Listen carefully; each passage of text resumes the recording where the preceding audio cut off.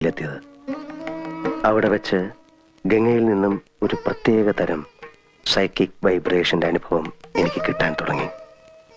വേദനയോടെ ഞാൻ മനസ്സിലാക്കി, ഞാൻ അന്വേഷിച്ച് നടക്കുന്ന മാടമ്പിള്ളിയിലെ യഥാർത്ഥ മനോരോഗി എന്റെ അടുത്ത് നിൽക്കുന്ന ഗംഗയാണെന്ന്.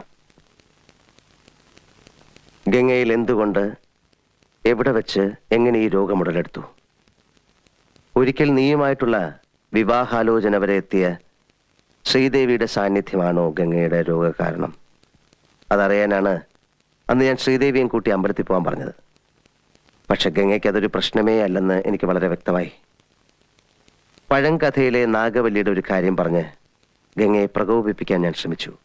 നാഗവല്ലിയുടെ ചിലങ്കയെ ചൊല്ലി എന്തൊക്കെയോ പറഞ്ഞ് ഞാൻ ഗംഗയോട് എതിർത്തു. ഗംഗ പ്രതികരിച്ചു, അതിശക്തമായി, അസാധാരണമായി. അപൂർവമായ ഒരു മനോരോഗത്തിന്റെ അഗ്നികുണ്ഡങ്ങൾ